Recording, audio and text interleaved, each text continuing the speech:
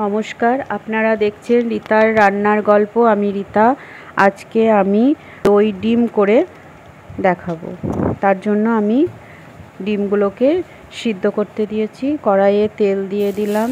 তেলের মধ্যে দুটো পেঁয়াজ কুচি আর দুটো টমেটো কুচি ভাজা ভাজা করে নিলাম। খুব বেশি ভাজতে হবে না, এটা একটু হালকা করে ভেজে নিতে হবে। ভাজার পর এটা মিক্সিতে আমি পেস্ট করে নেব। ডিমগুলো ওই তেলের মধ্যে একটু হলুদ দিয়ে আমি ভেজে নেব একটু ভালো করে।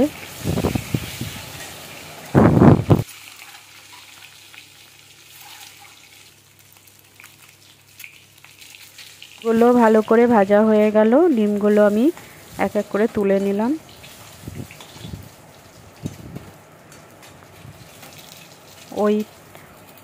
ওই তেলের মধ্যেই আমি 2 চামচ গোটা জিরে দিয়ে দিলাম। 2 চামচ আদা বাটা দিয়ে দিলাম ওই তেলেই।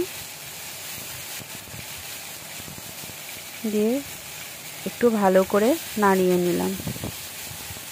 ভালো করে নাড়াচাড়া করার পর 2 চামচ লবণ দিয়ে দিলাম। 2 চামচ হলুদ দিয়ে দিলাম।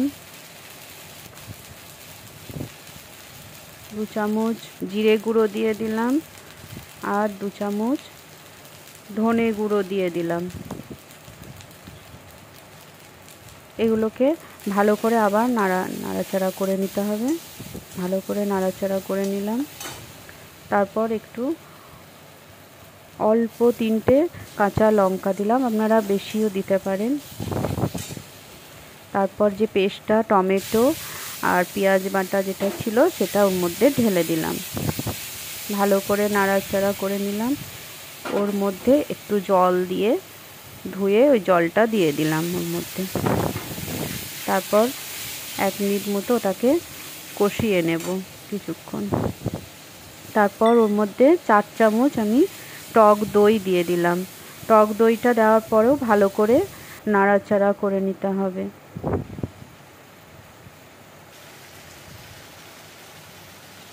তারপর আমি ওর মধ্যে 2 চামচ গরম মশলা দিয়ে দিলাম।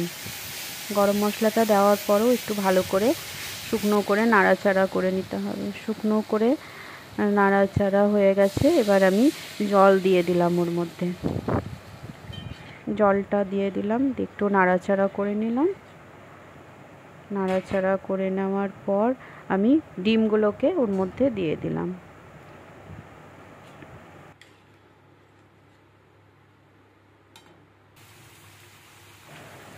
এটা আমার হয়ে এসছে। ওর মধ্যে একটু কসুরি মেথি দিয়ে দিলাম 2 চামচ। কসুরি মেথি দেওয়ার পরেও ভালো করে নাড়াচাড়া করে নিলাম। এই রান্নাটা আমার হয়ে গেছে। এটা যদি আপনাদের ভিডিওটা ভালো লেগে থাকে তাহলে লাইক, শেয়ার, সাবস্ক্রাইব করে দিবেন।